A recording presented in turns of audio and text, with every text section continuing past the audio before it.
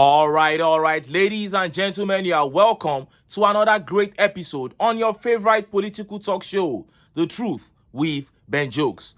Still on the issue of insecurity in Nigeria.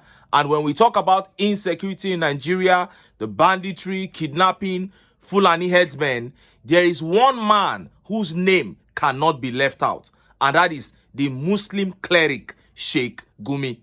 This is a man that went into the bush, met with bandits, took pictures with them, with their weapons and everything, and he spread the pictures all over the internet at a time that Nigerian military were claiming that these guys, these bandits and terrorists could not be traced. Sheikh Gumi did that, and everybody thought, wow, this is a link to these guys. Why not get this man? But we are all shocked that this man still walks free. 2 days ago, he came out and said the Nigerian government should begin to negotiate with these terrorists. He said TINUBU should not be like Buhari. What is he waiting for? And nobody replied him. Then few hours ago, this man went on air and dropped a bombshell. Before I show you what he said and how Nigerians reacted, let me quickly show you this update. FG can't continue with electricity subsidy. Poor Malians, Togolese, Guineans pay double what Nigerians pay. Minister. Power Minister Bayo Adelabu says the Nigerian government cannot continue to subsidize electricity costs for citizens, adding that poorer neighboring countries like Mali, Togo, and Guinea pay double what Nigerians pay for electricity. TINUBU-led government called for the scrapping of electricity subsidies through the Minister of Power. I believe a lot of people will be ready to pay for electricity, whether at the current tariff or an increased tariff, because ultimately we are going to migrate to the full cost-reflective tariff, Mr. Adelabu said. Over the 3 years, we should migrate. The government cannot continue to subsidize the cost of electricity. Mr. Adelabu, at a meeting with stakeholders in the power sector during his visit to the corporate headquarters of Ikeja Electric in Lagos State on Thursday, said Nigerians pay far less than poor African neighboring countries pay. Guinea, Togo, Mali, Ivory Coast, and all the neighboring countries that we have that are supposed to be poorer than Nigeria, they pay more than double what we pay here. I believe that our people will be ready once they are sure of reliable and consistent supply, Mr. Adelabu said. Mr. Adelabu has been adjudged Nigeria's worst Minister of Power over the country's poor electricity supply nationwide. His call for scrapping of electricity subsidy comes as Nigerians are lamenting economic hardship caused by petrol subsidy removal by TINUBU's government. Mr. TINUBU, on assumption of office on May 29, 2023, announced fuel subsidy removal, a policy that saw petrol price jump from 145 to above 650. Consequently, cost of transportation tripled, causing food prices to swell. National Bureau of Statistics on Friday reported that Nigeria's headline inflation rate hit 31.70% in February 2024, at 1.80% increase from 29.90 in January. Yet, the minister says the next thing to do is to remove the subsidy on electricity that other countries are paying double of what we are paying, and they are poor countries. He says we are not poor enough, that our sorrow must multiply. And look at how Nigerians reacted. Look at some of the tweet reactions. This tweet by Rashidi says, when it comes to time to shoulder the burden of costs by subsidizing so as to relieve burden of citizens, you often compare Nigerian citizens to other countries. But when your efforts are measured against those of overseers, such as the US and UK, then your teeth begins to only grimace, like the faint light seen when tires squeal against the pavement. The petrol subsidy has been removed. Food inflation has soared unexpectedly, and now there is talk of removing electricity subsidies as well.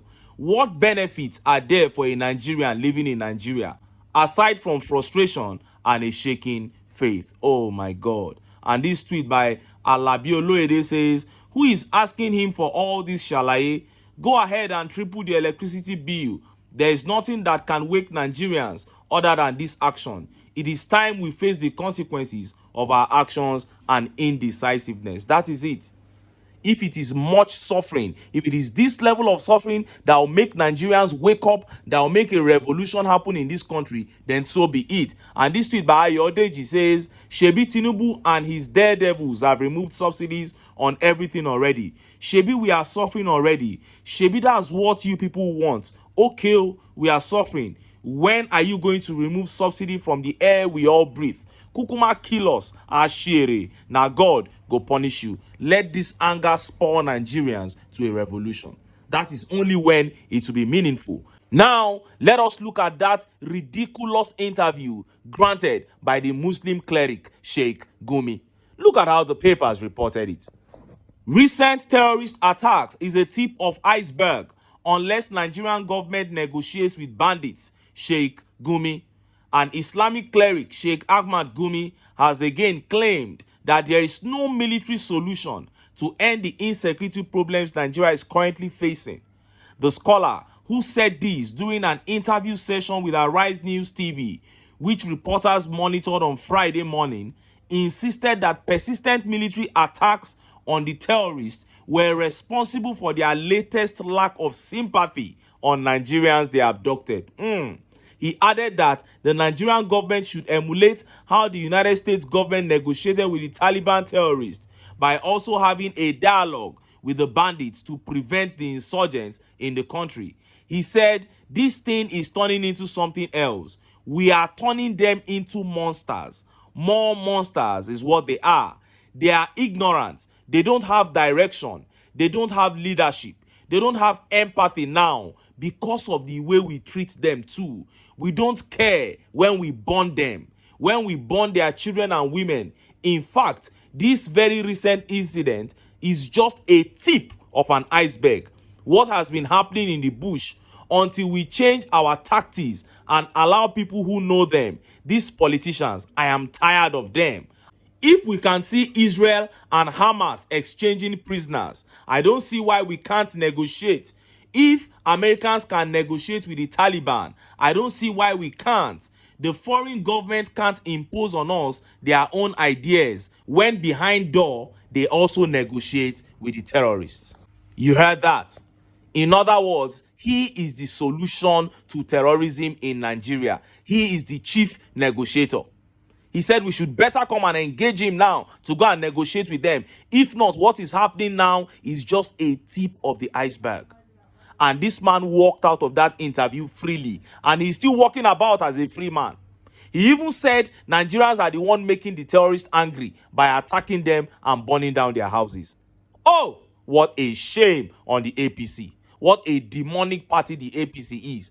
Look at what they have brought upon Nigeria and look at how Nigerians reacted. Look at some of the tweet reactions. This tweet by Raji Abdul-Jalili says, if this man still has the audacity to talk without fear like this, terrorism can't end in Nigeria. I'm telling you. The man is telling you that he knows their hideouts, he knows everything, he knows how to talk to them, and you are letting him go free. You say that soldiers are looking for them. What is the need to look for them when there is a man seated right in front of you who knows where they are?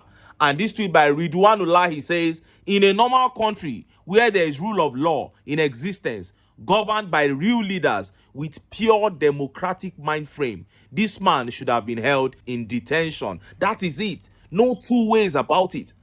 And this tweet by Adania Timothy says, why is this guy still free, threatening the security of the country every single day? Nigeria is a joke. What a hot mess. That is it. The APC has finished this country. And this tweet by John Iyanu says, if it was a Southeasterner or Yoruba that made this threat, DSS would have surrounded his house by now. But it's Sheikh Gumi, we should just smile and pay. That is it. He's saying that what is happening now is just a tip of the iceberg. 286 children kidnapped. The man says it's not that they have not even started if we don't negotiate. He said we should allow those who know them. Sheikh Gumi has been saying this. He said he knows them. So the Nigerian government should not just deceive us and say that they are looking for bandits, they are looking for terrorists, no.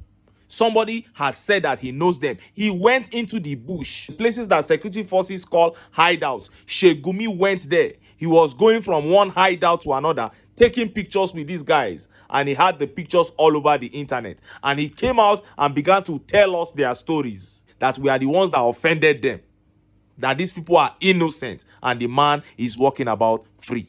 Anyway, what can I say? This is the APC. This is what they represent: evil and more evil. And until Nigerians say enough is enough, until Nigerians wake up and they bring themselves together and get these guys out of power, evil will never depart from this country and sanity will never return. But until then, make I still enter town. Make I go get some ogbonge political news wey una go like. Why? Because now because of una, now I dey here. So don't go away. Don't